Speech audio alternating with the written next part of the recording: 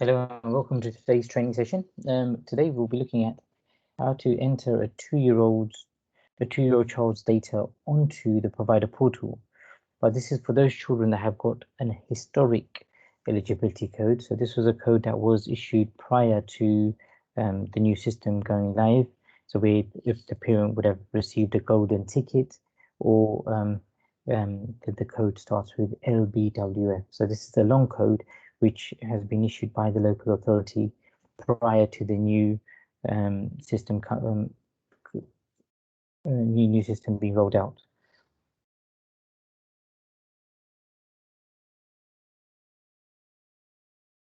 So you log into your provider portal as normal, and as you can see, we've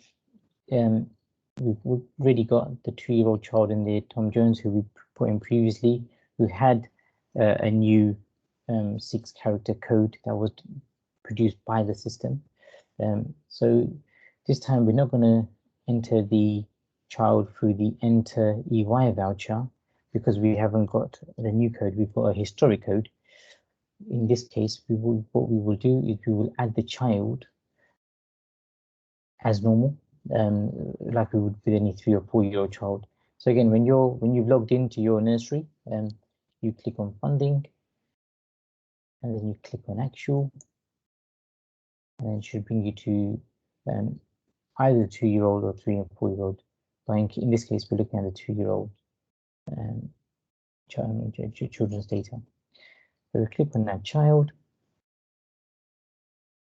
and we go through the same process as previously, but this gives you a totally blank record.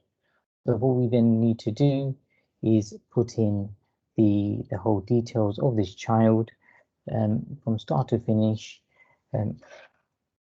Let's begin. So we could a child, say Mohammed, date of birth. So the date of birth would have to be within the date of birth range for a 2-year-old child. So you click away. Let's pick a date of the 1st of January 2019. So this child will still be a 2-year-old child in the summer term. Again, you would need to have the proof of the child's date of birth on record, either their passport or the date or a copy of their birth certificate, and then click on the tick box to say that you do have the proof of date and date of birth on record. The gender of the child, so in this case we're saying male. If the child has a middle name, obviously you enter it here. If they have a preferred surname, you'll enter it here. Ethnicity of the child, we just say Asian, example. SEN COP stage. Again, if the child has an EHCP plan, you select the first one on the list, or if they have SENIF, you'd enter the last one. Or for no special education needs, you'll enter the middle one, which we'll do in this case. The address of the child, we'll use, again, 313 Billet Road.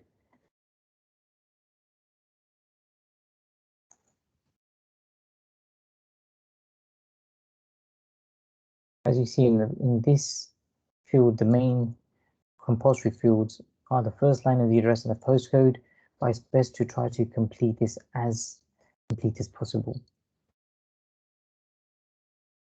Moving on to the second tab, the parent and carer's details.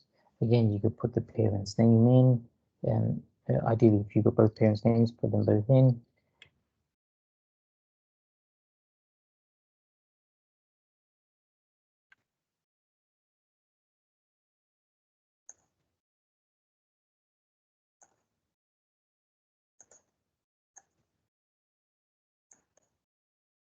(1990),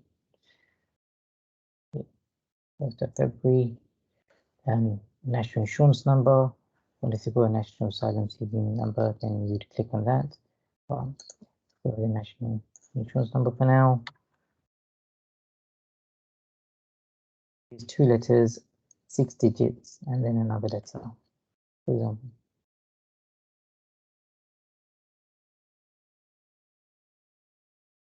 Funding details. Again, as you see, this is a totally blank record.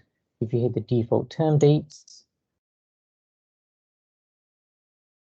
it will automatically pre-populate the start and end date of the summer term, because in the summer term record, and the number of weeks. Again, we could, this time around, let's actually go with the stretched entitlement. So this child is actually receiving their entitlement throughout the whole year. So it's 21.8 weeks is the eligible weeks for a child that's on the stretched offer.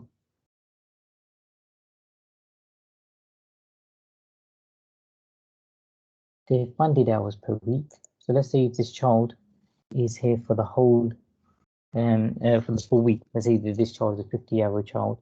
So the eligible FEE hours would be 11 hours per week, and the non-funded hours would be 39 hours a week. So that's your 50 hours. So 11 plus 39, funded 11 hours, non-funded 39 hours, and the child is there Monday to Friday, 8 a.m. to 6 p.m.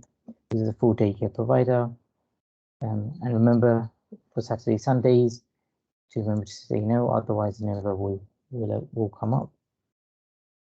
So this record is now pretty much complete. In the documents, you will again upload, click on this and find the file where you've saved the child's parental declaration form, upload that onto here, and any other relevant documentation that you need to add them here for your records and hours. And finally, in the notes section, what you will do is you'll put the 2-year-old eligibility code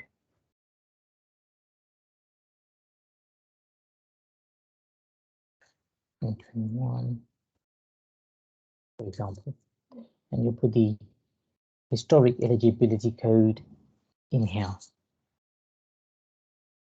Then you'll click on save.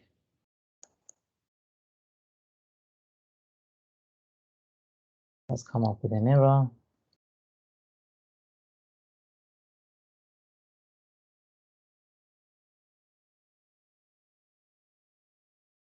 Okay, so it's saying that the national insurance number is not correct. Let's try a slightly different one.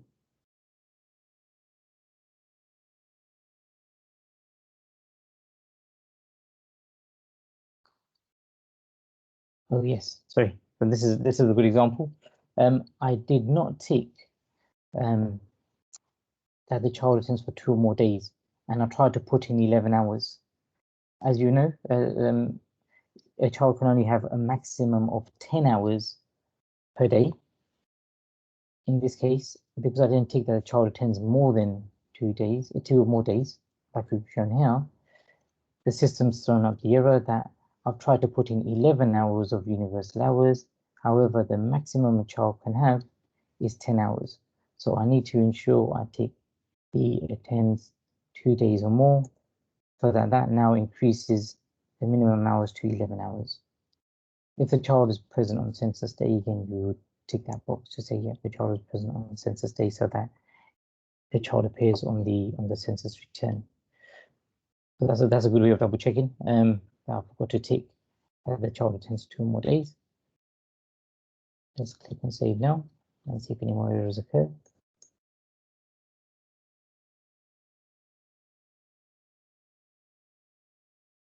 And that's it. So now Mohammed Khan, who's an eligible 2-year-old with a historic code, has been entered onto the provider portal, ready to be submitted to the LA for his claim.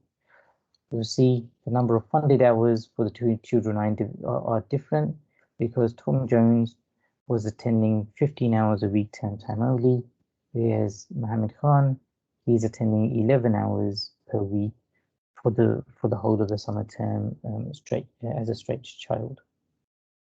Thank you.